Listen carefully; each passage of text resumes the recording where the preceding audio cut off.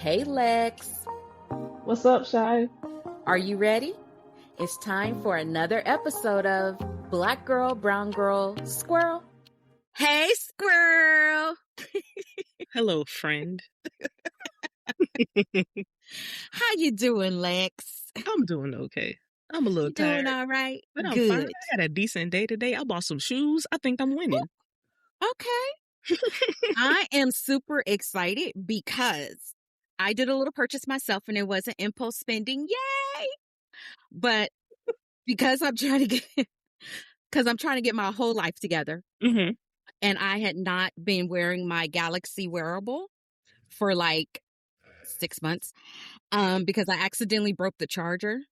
Oh. And then I was calling, I called the T-Mobile store and I was like, yo, can I get a new charger? And they was like, we don't sell the charger separately. And I was like, well, that's just trash. So I was like, well, fine then. And so what I ended up doing was I went online to Amazon and I found a multi-charger station that charges my phone, my earbuds, and my watch. And it charges all the things. So I can even put my Apple iPods on there for my my iPad, which I use for other stuff. So I'm really excited. So I got my wearable on. I haven't had it on in a while. In fact, the last text message on here was showing from like November of last year. So that shows you how long it's been since I've had this, but it still works. It's still fabulous. So I get to track my health. So I'm super excited. Anyway, before you pull me off the stage like I'm at the Apollo, let's introduce. I need to go find that giant cane and go snatch you off. Okay, the Kiki or whatever her name was, she's not with us anymore. So rest in peace, Kiki. But yeah, so I don't need you to replace her pulling me off with the cane. So anyway, today is a special day because we have been talking about our show Bestie for many episodes now. So many. And she's finally here on the show. So let's introduce you to our other squirrel, our show bestie, Jazz. Hey, Jazz. Hi. Hello. Hello, everybody. Hello, Hey, Squirrel, friends. hey. Hey, Squirrel. Hey. She's I here. don't know what I'm saying. I'm just here. What's up? Here to hang. I never know what I'm saying, and I do this more times. So That's amazing. I don't know. I'm here. So, hello. in honor of having our show bestie here, we all have something to drink. Because the first thing she said when we said, can you record? She was like, yeah. Can I have something to drink? And we were like, really? Yes. So, a little ASMR. Specifically, I just wanted to know if I could have my wine. I mean, It's all it's good. the evening. I need my wine. Well, I don't need. I like my wine in the evening, so She needed. figure why not? And Lex is laughing so hard because she knows this show is already off the rails. It was off the rails before we started recording. It's going to be off the rails throughout and after we're done. But little ASMR, I'm drinking Celsius Tropical Vibe. No, not the bubbles. Oh my God. I Are don't you know if not you going guys to be can hear awake that, for but- like an eternity if you're drinking the Celsius? No? Why are you talking about me? How long it takes me to drink a drink? No, I said, are you not going to be awake for an eternity? Like No, with Oh, the- no, I'm no? fine. I don't know Oh, what man. Celsius Okay. is. This one of them energy drinks? girl, you Yeah, know she girl. got ADHD. That don't work like that for them. That Well, then how for come ADHD people, that's not how that no. go. I didn't even know. I Okay, didn't know that well- this was my mom bought this. One day she was like, I'm so proud of you for doing something I did. So she's like, I grabbed you a little. She thought it was like a White Claw or something, and she's like, I grabbed a little drink for you. I didn't know this was an energy drink. Mine? If we needed any other confirmation that you have ADHD, the fact that you just be taking down energy drinks and not even Wait, this ain't even alcohol, y'all. no. Oh man. I'm so happy I asked that question. No, I have to be careful because y'all know this kind of stuff. Well, Wait. About a lot of caffeine you're probably not supposed to have. And then, Yes, try to so be I'm careful if finna you have look it at with it your now medicine. and But see. you didn't take that today, so maybe this will help. Yeah, I Well, didn't clearly take it my meds ain't- today. Clearly, it Uh, ain't caused no problems before. So have fun, friend. Go off, but go off, I did, sis. but I've never drank it before, so I didn't know. It Oh, tastes good. Okay, this is your Not first that time I'm having it.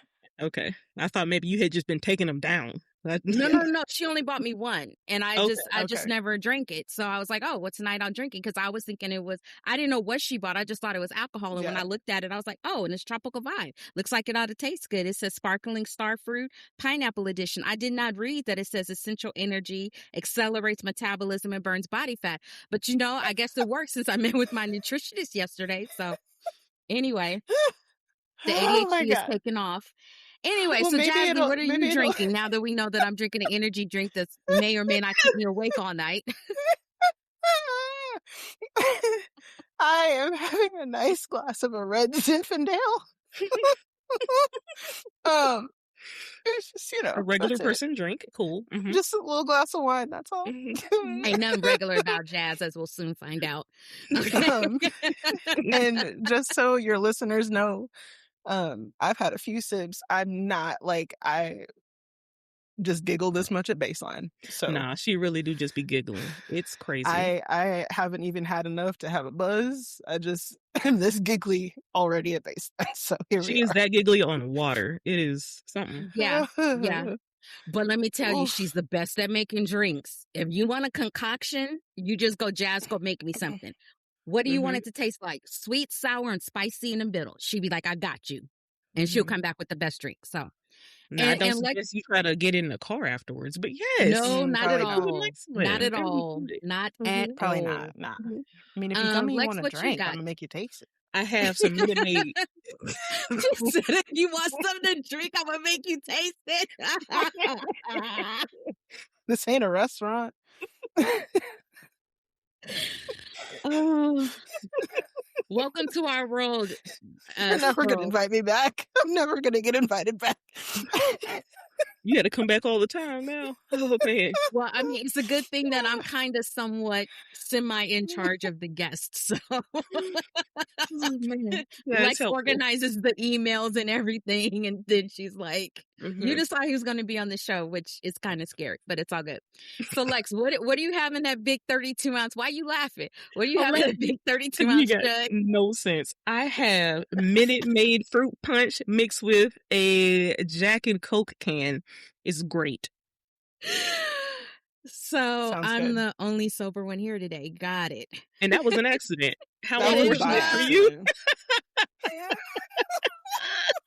It so was. I looked over. I was out of Jack.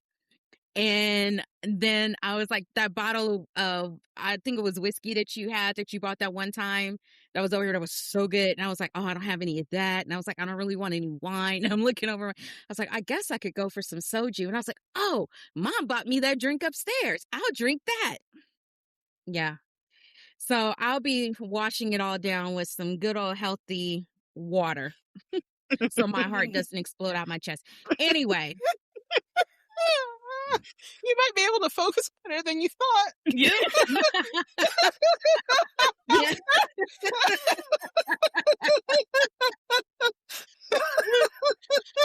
So you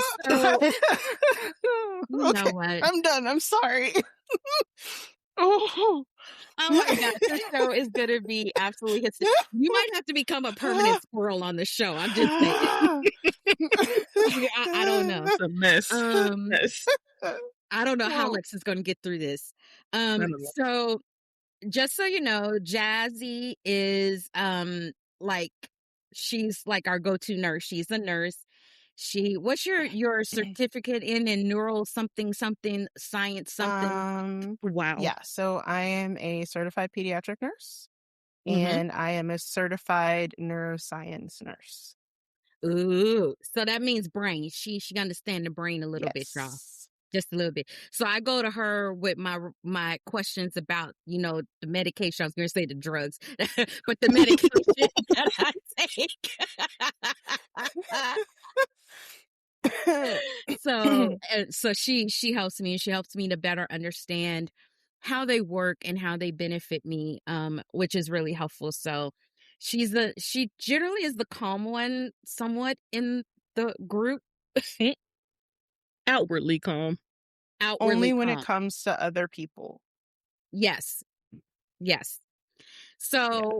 So they know that I have ADHD, PDA, RSD, all the letters. They know that Lex is self-diagnosed autistic. And what about yourself, ma'am? You guys ready? Absolutely. So I am your poster child for ADHD and comorbidities. I have I started all this by finding out that I have bipolar disorder type 2. Okay. Um I have generalized anxiety disorder. Mhm. Mm. Um what else do I got? Uh and then and then there's then there's the ADHD. Which I am in the process of finalizing some like testing for that one right now. We've Mhm. just been through like DSM-5 criteria with my therapist, and Mhm. like you, Shy, I said yes to probably entirely too many of those questions. So my therapist was like, "Well, darn, you probably have it." So And she's cleaned that up because we don't yeah, cuss on this podcast, but ooh, her correct. therapist. So finally, it is a very long waiting list, by the way, to get tested for all this stuff.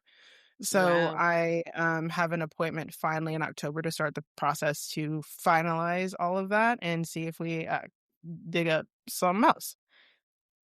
I'm And sorry. those are just my mental health comorbidities. Okay. I Wait, hold have a on a second. question. Did you say October? Yes, ma'am. It is currently May. I just need people Yep. to understand how much time that's 5 months from now. So fun fact, I made this appointment in April. Mm. Wow. I So actually thought last the month, like appointment was middle further of than that. last, no. Oh my God. I made this appointment the very last week of March. Ooh. Wow. Mm-hmm. And it got So, pushed out all the so way to help me to October. And that was the first understand. available date. Okay, so help me to understand because I'm a little bit lost here. So you made this appointment at the end of March, Yes. and that was just to go in and start the testing process, Yes. and then come October, it's finalized. Oh, no. So sorry. So I started working with a new therapist, just because I need a therapist to function. So I started working with a new therapist, and my first appointment was at the end of March. And I started working with a therapist that was a part of like a health services group, kind of like, like Wellstar, Oh, okay. whatever those. Okay. So anyway, uh, but for mental health. So like they have providers in their like little provider network that Mhm. do the testing for ADHD. So she put in a referral for me through their offices. And so then when they called me to make the appointment, the first appointment to start the ADHD testing was in October. So my initial appointment will be early October, and that's just a virtual appointment for them to be like, "Hey, so you think you have ADHD?" And then, Wow. and then after that, I have to go in person for 2 to 3 hours of testing. Yes, I do know And then about there's that. an appointment after that. That is the actual follow-up to tell you what they found. Yeah, because my psychiatrist was like, you can come in any day of the week and get tested if you want to go through the actual Hmm. formal testing, and Yeah. it'll take you about 2 to 3 hours. And then she told me how much it was going to cost, and I was like, "Nah, I trust my therapist." She said she knew me a year and said, "That's what you got, your classic textbook." Boom, I got it. Yeah. I was like, Yeah. "No, And I'm sure I could have gotten in sooner if I probably went through our shared yeah." psychiatrist, but So I just here's decided to keep everything in the same like bucket with this new therapist, because my whole reason for starting with her was to like create a little bit more continuity with like who I was working with. Um like I wanted her to be able to work with me through more things hmm than what my last therapist worked with me through, who she was like very helpful for me at the time, but yeah. so I was like, I can wait, I've been living with it this long, we already know that this is what it is. So So There two was the things. general anxiety kicked in and was like, what if they say you don't have it? And I was like, well, I don't think that it'll not say that. So I Well, don't think not having ADHD is an option. so there's two things that she said that I thought was really important. One is that you worked with a therapist and that served your purpose for what you needed then. And then when you went back, you decided to seek out therapy with someone else to serve your purpose for now and what you wanted to do. And so I just want our listeners to know how important that is that you don't always have to continue with the same therapist you started with, because first of all, it may not be a right fit. So you may have to go and seek out a couple of therapists to find the right fit. Number two, you might end up working with somebody, and that is exactly what you need for one set of issues at one point. But then three, you need to switch and go to somebody else who might specialize in different issues or might be able to bring it all together for you. So I think that's really important. I wanted to just point that out. And then the other thing is about continuity of care. So what Jazzy was saying is by sticking with one therapist and just going through this process, even though it's a rather lengthy process, it's all going to stay in one place. And sometimes that's a good thing. You know, it's just like any other healthcare. Sometimes it's good to stay within one network or one system because everybody's connected and has your information. And there's other times when you go, no, I need a specialist in, and you might step outside of that to go see that particular specialist that's not specifically tied to your network. And again, that's another thing that's really important is when you're looking at seeking out care, are you looking to get, continuity of care, which we do recommend, or are you looking to bring together the best team at the time that's going to service you, whether that's all in one place or in different places? Now, I do have to put out there, which is, funny, is that when I finally sought therapy, I went to Dr. A, which all of you know, Alexis and I share. And then when I had to get medication to manage my anxiety, I went to Jazz's psychiatrist. We've got a Venn So, diagram of medicine happening, and right. it's So we're sharing doctors. But that's Yeah. the other thing, right? If you have friends that have really good doctors, if they're in your network and you can use them, use them. One, there's confidentiality. So even when I would go to Dr. A and I was like, hey, so I saw our mutual friend that you declined to say that you do or do not know. And she just told me to tell you hi. And she was like, oh, well, I don't know who you're talking about, but you can always tell them I said hi. you know, what's wild um, is I've never told you to tell her hi. That's the I craziest thing in know, this whole but story.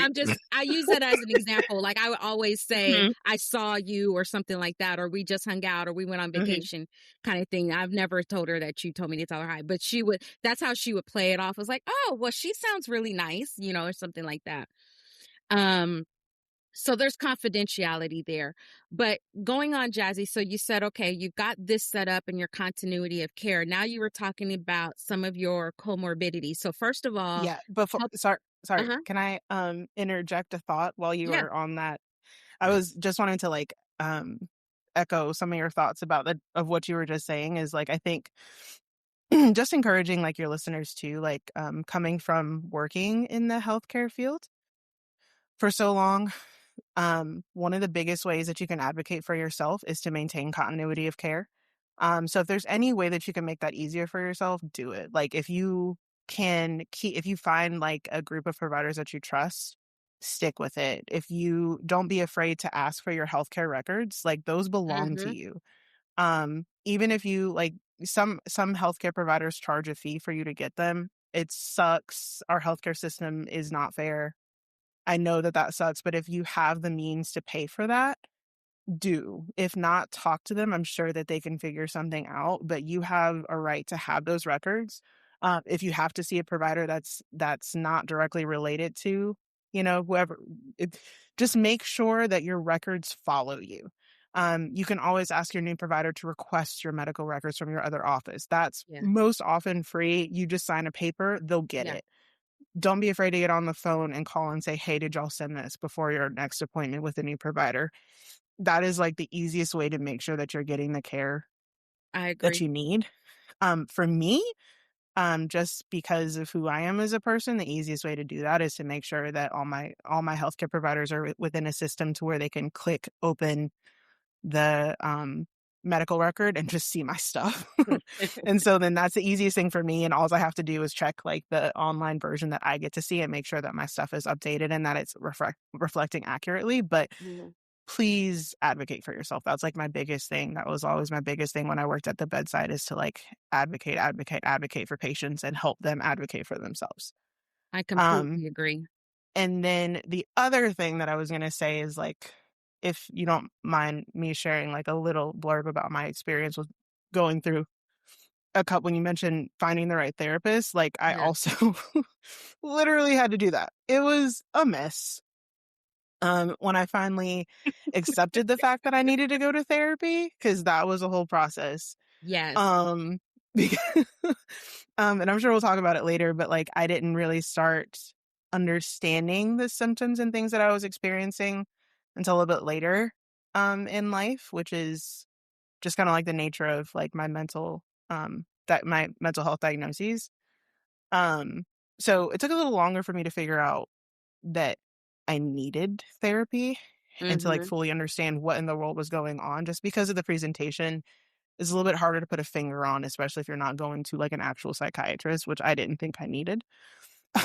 So started with one therapist for several reasons. That was definitely not a good fit. Turns out she just ended up triggering me. Wow. Just triggering like been there, had that happen. Yeah. So like I thought it was going to be great, but then it just triggered feelings of like not being able to like fully express myself. And then I ended up with the therapist that I worked with for probably about 2 years, I would say. And at the point that I was at when I landed with that therapist, I definitely think she served the purpose that I needed her to serve, right? So I had a lot of situational stressors going on. It was definitely a point where like sometimes when you start therapy, like you are probably likely not in a place to dive into trauma. So like I definitely was not in that place. I was mostly trying to like get out of bed, stay alive, and keep a job. Yeah. She definitely helped me to make it to that point. The one thing I did get from I managed, before I even started with the first therapist that didn't work, I did manage to get myself on some anxiety medication because I was like, I'm going to need to medicate myself before I even start therapy. So I did manage that. Okay. I ghosted that first therapist.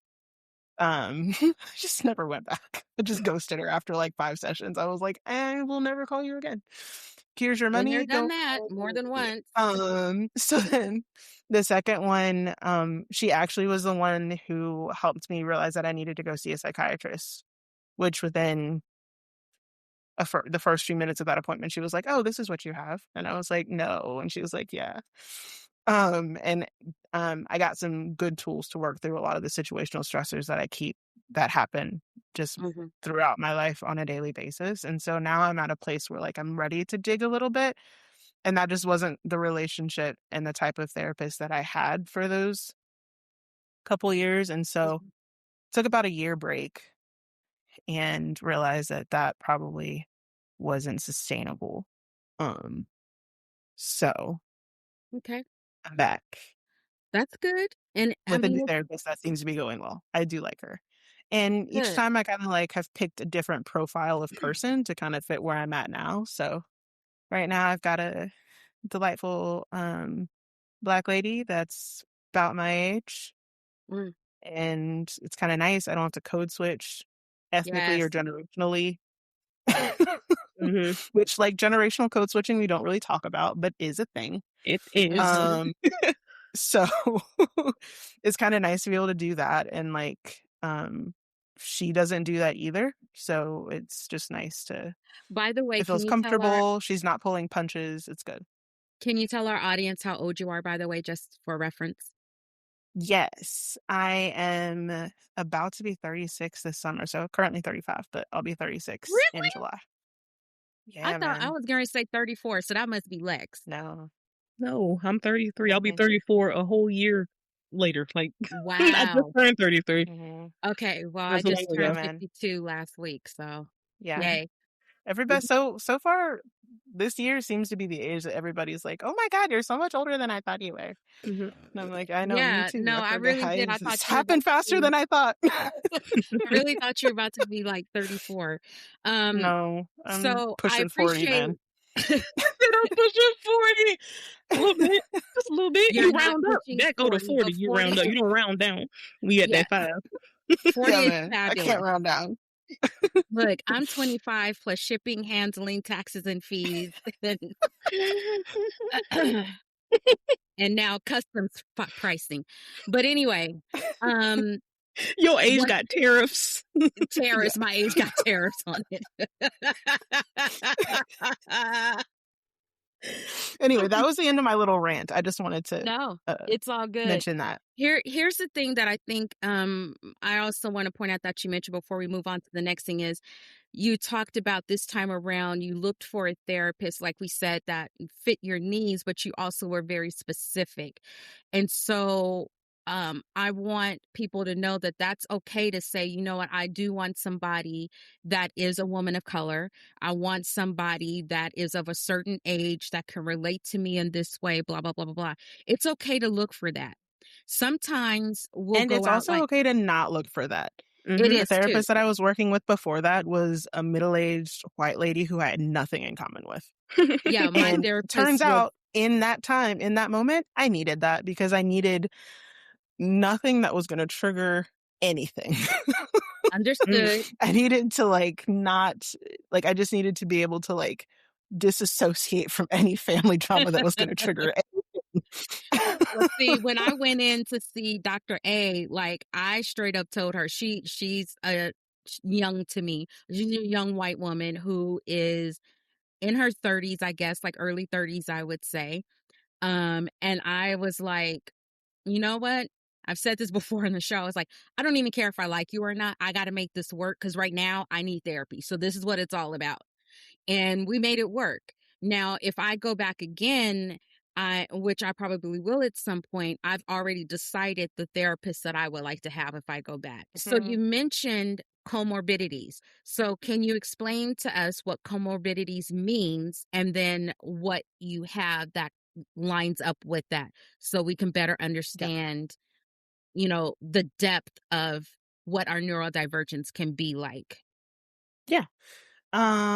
So, tell me too if I get too Don't get technical, keep clinical it brain. simple. No. I know. I'm trying. I'm going into my nurse educator brain. So if I get We are weird, not just nurses, tell me Jazz. to. So No. No, I know. explain this I like said you need to talk educator. to I'm somebody teaching. who's I'm going not. into my teachy brain. Mhm. So anyway, a comorbidity is anything that goes along with a primary diagnosis. Sometimes it can either make it worse. It doesn't necessarily have to. It just means that it likes to be buddies with it. Like they like to go together. Okay. So for there's a ton of research that says that ADHD and autism, they like friends. So sometimes ADHD and autism like to hang out and they're like BFFs and buddies. And then you have AU. I always get the acronym wrong. What is it? ADHD. I know, I always say it wrong There too. you go. So then you have that one, right? Yes. There's a lot of research that indicates that ADHD and bipolar in one of its forms, whether it's bipolar type 1, type 2, and then I think there's another one. It's called mixed something bipolar disorder. I can't remember. I should have looked it up. My bad. But ADHD typically likes to hang out with bipolar in one of its forms. And they're not really sure why. They see that sometimes there's similar crossovers in how it affects the brain, which parts of the brain's neurochemicals and stuff that it affects, but not really sure. ADHD and autism love to hang out with anxiety and depression. And I was so actually gonna that's an say, example of comorbidities. yes, anxiety and depression is a huge one. They really like to Yeah. hang out. I remember talking to my doctor about needing medication and everything, and I mentioned that I have a history of depression, and she was like, well, they kind of like to tango together. They kind of like to, they like to be friends and hang out. So most of the time, if you got anxiety, you probably got depression and vice versa. They really, really go together like a sandwich.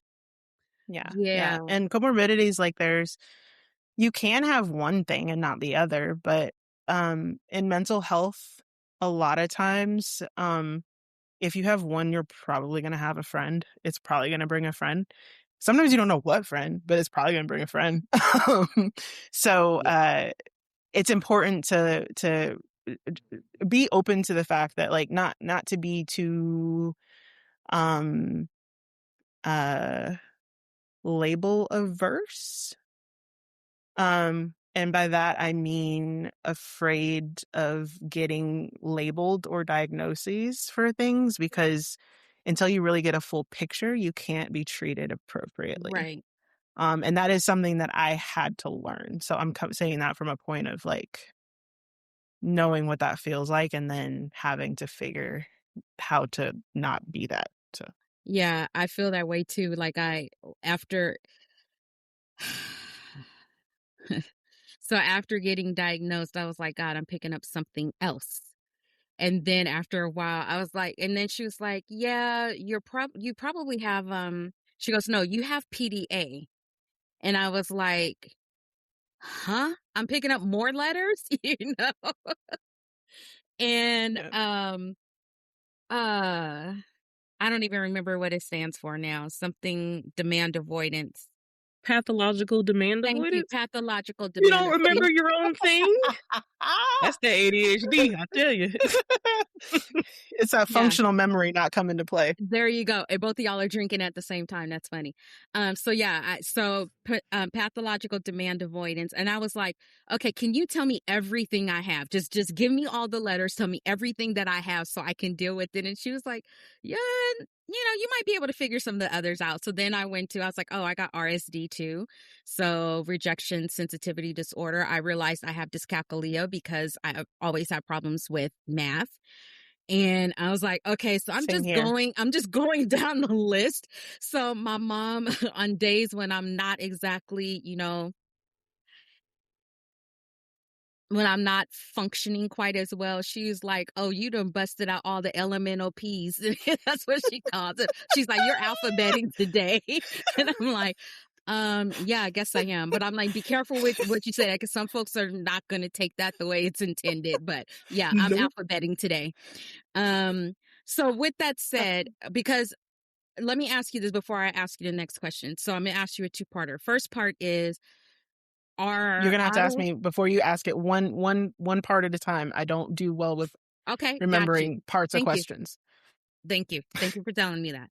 That's part of the neurodivergence. I'll try to remember the second question. No, the Okay, first thanks. question. Look at Lexa's face. She's like, oh boy, here we go. So the first question was actually, there's been some research, and I just wanted to get your quick opinion on this, that there's a link between autoimmune illnesses as well with neurodivergence. My rheumatologist told me that my rheumatoid arthritis, my fibromyalgia, all could have been a result of being buddies and latching onto my neurodivergence. What are some of your thoughts on that? Oh, I have so many.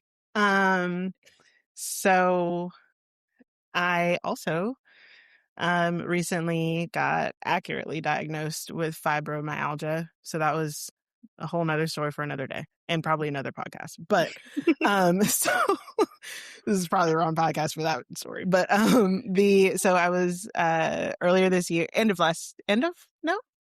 early this year,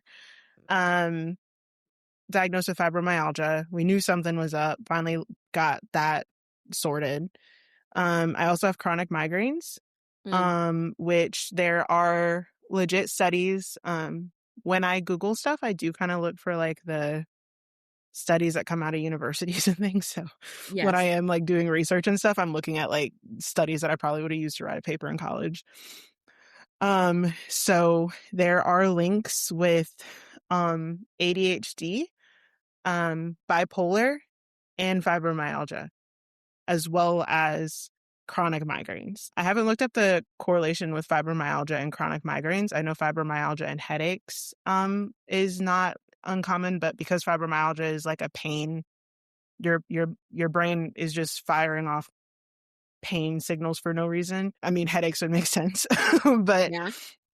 chronic migraines specifically, which I've had since I was like in my late teens, has a very strong correlation with bipolar disorder and ADHD. So as a person who has both, it's not surprising then. And because when I saw a rheumatologist who you referred to me, Shai, See, I share she doctors. I actually saw the I actually saw the PA, who was also really good. But excuse me, sorry, hold on. Okay, so the rheumatologist actually picked out my bipolar as the correlating factor to the fibro. So I think my educated guess and theory is that there is something in the way that all of those little synapses fire off and all your little brain chemicals work together that doesn't work together that precipitates all these things. I don't think science has bothered to dig into those enough to figure it out. Yeah. The other half of that question that I have not researched is I'd be interested to see the percentage of like women who are diagnosed. What is the correlation in diagnoses of fibromyalgia in women over men? I do know that chronic migraines are predominantly a thing that happened in women, and not just diagnosed in women. It just mostly does just happen in women. Just less often occurs in men, and that doesn't, and that's one of the few things that actually appropriately gets diagnosed. Unfortunately, just happens more in women. So I would be curious to see what that percentage looks like in fibromyalgia. And then the conspiracy theorist in me is like, I wonder like if this goes understudied and under-recognized because historically medicine has not really paid attention and has dismissed women's pain for so long that And you're why missing is that? opportunities to figure out how these correlate.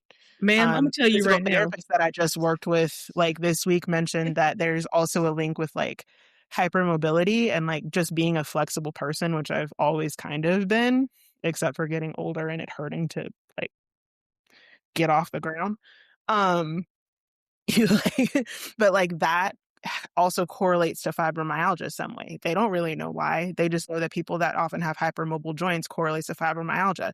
It also correlates to ADHD and autism. Do we know why? We absolutely have no freaking idea. So I would just be, the brain is a crazy thing, which is why I spent my career taking care of people with those things. It's just fascinating, and I do think that they're related. Sorry, So I'm gonna Lex. tell you right now, I have looked some of this stuff up. You ain't even you ain't gotta worry about the percentages, friend.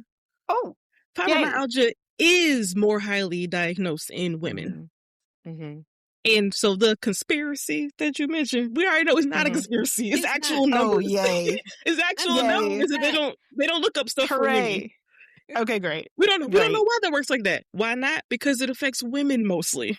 And what are most medical studies based off? White dudes. Yeah. No, we're not white dudes. So they're not studying us. You're right.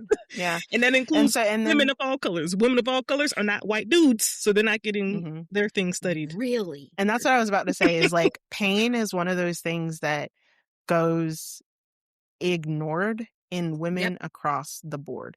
It is one of those weird phenomenons that definitely gets like overlooked in women of color more. However, there's like a little niche of like white women, like in like either their teen years, and then you fast forward to like middle age when they're like becoming like empty nesters and things like that, and they get dismissed so much. So just women's pain in general is a problem. Mhm. So anyway, that's my Yep. rant on that question. Okay.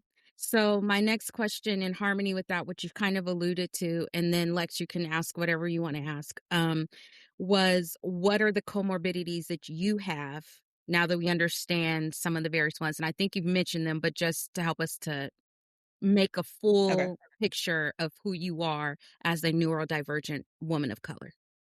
Okay. So to condense them all together, I have my neurodivergence is ADHD. I have bipolar disorder type 2. I have generalized anxiety disorder. I have fibromyalgia, and I have chronic migraines.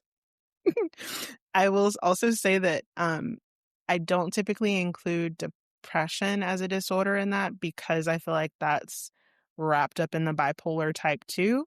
Mhm. Bipolar disorder type 2, I didn't talk about a ton, but it is a little bit different than bipolar disorder type 1 in that you tend to just be more depressed. Your manic episodes are not as high. Oh, okay. So uh, any type of bipolar disorder means that if you think about like the poles of the earth, there's like a top and a bottom, right? So that's kind of where it gets its name, is that you have highs and lows and you swing between those two. You really don't hit a middle. That doesn't really exist for you unless you're medicated to achieve that. So with bipolar disorder type 1, that's what most people think of. You have extreme highs and extreme lows. The manic episodes are typically where you see people portrayed on TV as like acting out, doing insane things. They're not themselves. They're like demonstrating these crazy behaviors or stealing stuff. They're doing insane things that you're like, oh, sweet baby Jesus, what in the world? For for for bipolar type 2, the mania is not as likely to hit that level. Like for me, I can speak for myself and for like my mom who has the same thing, because fun fact, mental health follows the trajectory of your mother. So look at your mom and her family history. That's probably what yours is going to look like too. So anyway, so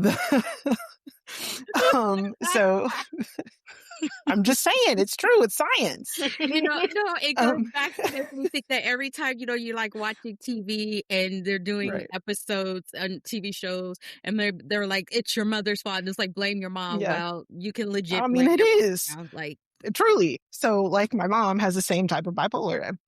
So she for both of us, like our mania tends to look like um we like to shop. We will buy everything. We will like ruin our financial lives. I get really amazing ideas, like brilliant. And they are actually very good ideas. Like yes, this is they not just are. me in the moment. They are actually like really amazing ideas. Um it's like during my manic episodes, my ADHD just like shuts down. Like it's like the mania just goes, shh, be quiet. You just sit down and you be quiet and you just sit there and mind your business. That's what my mania does to my ADHD. So all of a sudden, like I can focus like it's nobody's business. Like if there's projects that I have like been starting and stopping, I will get all of them done in one day. I also Oh, might change my hair color. I will also clean the house. Now, I have 48 hours of that type of energy. I also typically feel like I know that I've reached peak mania when suddenly everything's amazing. Like the like in movies and TV shows when like the main characters is having a great day and they're like, I'm walking on sunshine. yes. Like those montages. Well, that's me. That's like me peak mania. Like when Rainbows, I've reached sparkles, and max. unicorns. Like I'm not kidding. Like literally, Wow. like it feels like, from my perspective in my brain, like legit the sun looks brighter. Like everything looks incredible. Sometimes she'll Wow. say Everything out is like loud, "The sun is so bright today, and look at the sky, it's so blue."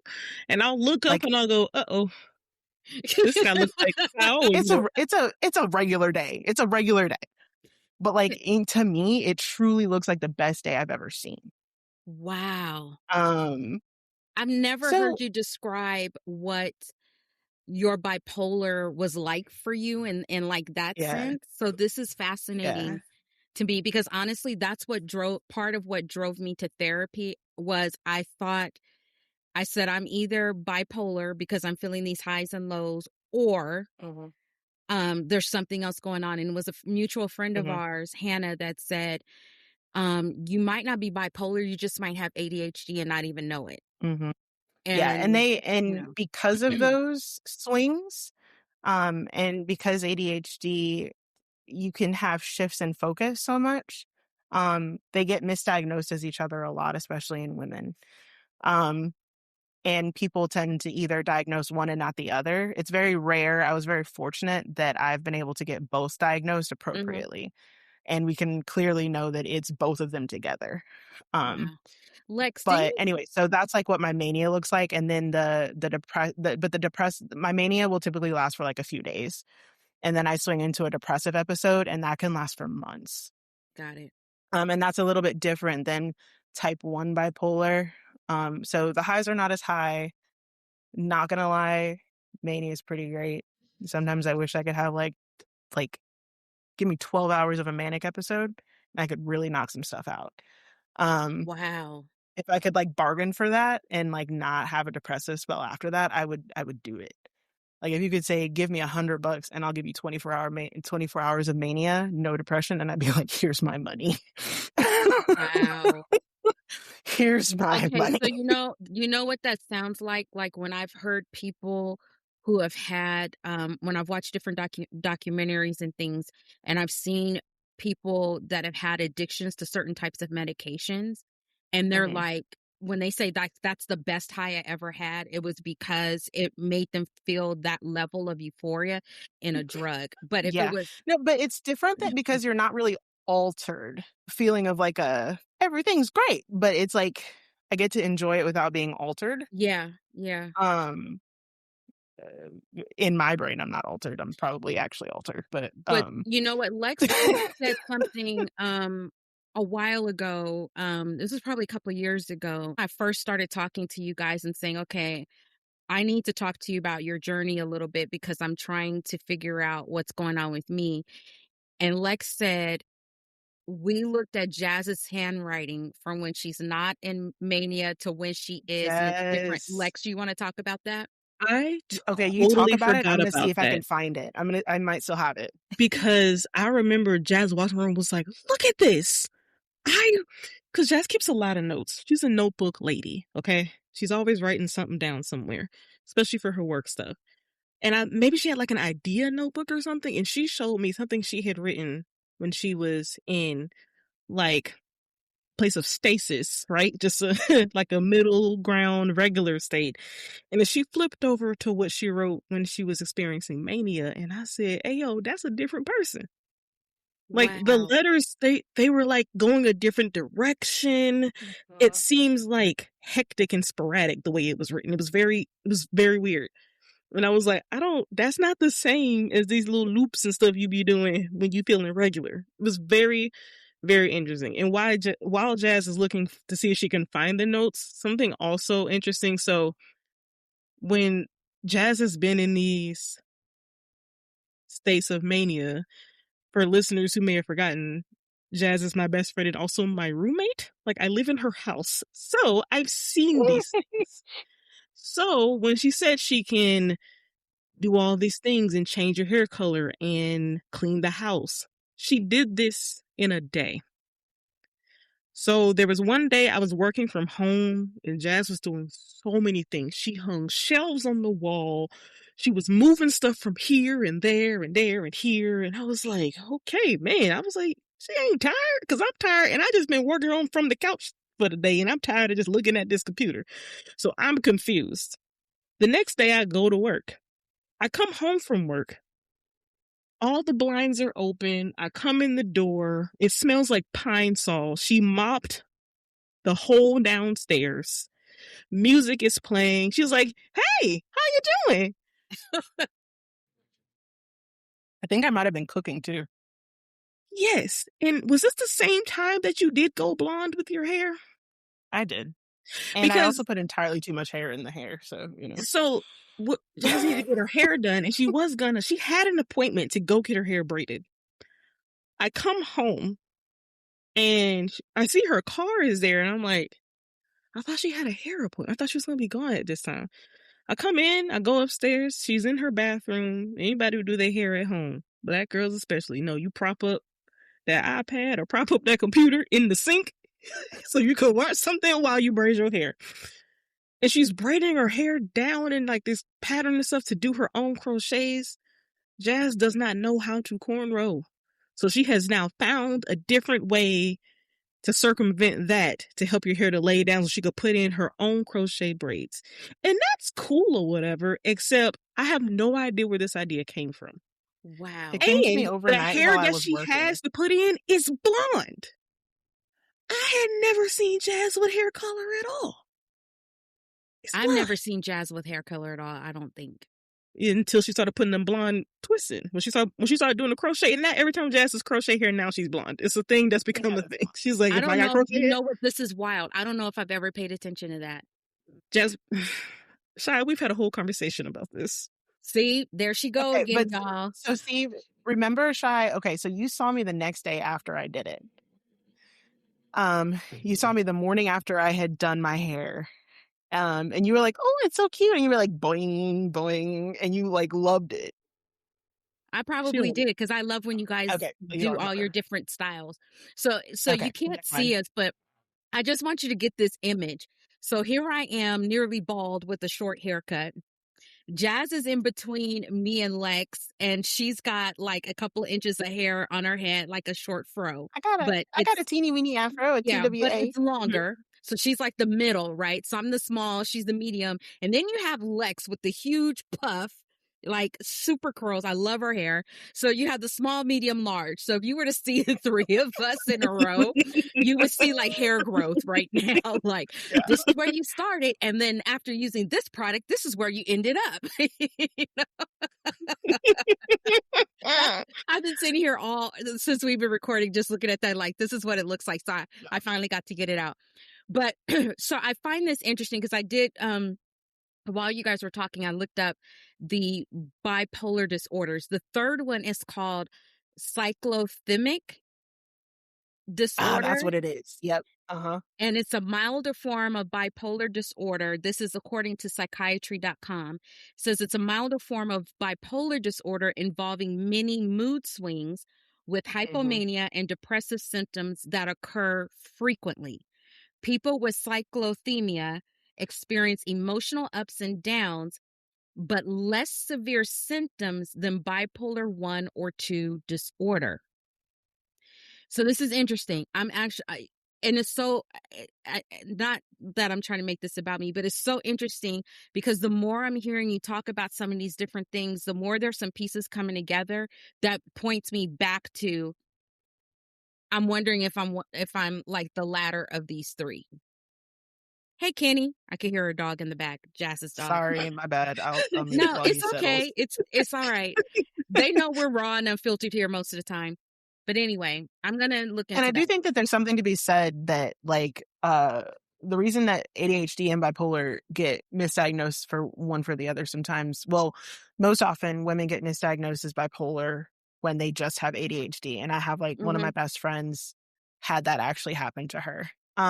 Well, several things, but yes. Anywho, so is for that reason when really it could just be, and again, I'm no psychiatrist, but it could just be an episode of like hyper focus, which does tend to happen. And then as soon as that's done, the dopamine hit that you were getting from that hyper focus fades. And then all of a sudden, like the full impact of like the fatigue hits and the dopamine's gone. So that down feeling that you get from not having that dopamine hit that that ADHD like craves is gone. So you naturally feel a little bit down. Yeah. So anyway. Interesting. Oh, so I found the notes. Send text message. So just send it to us. But you right. can send it to us so I can go, wow. Keep talking and then you'll get the message. But anyway, so Lex, what questions did you want to ask? I mean, I know you know a lot about Jazz, but I know. And I was not wanting to say too much because I want Jazz to tell her own story. I don't want to try to tell her story for her. Oh yeah. But you remember things that I'll forget. So there might be important things that I've left out that you should probably think that I should tell people. Okay. So, Jazz, I feel like you've been helpful in ways that I didn't actually think about, but I should have, with explaining some of the science behind different things because, you're a nurse for brains. So, thank you. That's been super helpful. I was wondering, I was going off on these tangents. Here. Yeah. Nah, man, I was going off on these tangent, tangents, and then I was like, too late. I'm going, and it's part of what I want to say, so I'm going to say it. First of all, might as well. We never have a single episode without a tangent, and you know whose fault it don't be. You know what? So on that note, we're going to end this episode, and we're going to pick up with part 2 after this. Bye. Bye. Thanks for hanging out with us today. We'd love to hear from you. If you have any questions or topics you'd like for us to cover in our podcast, please don't hesitate to let us know. You can send us a message on our fan page at fanlist.com/BGBG Squirrel. That's fanlist.com/BGBG Squirrel.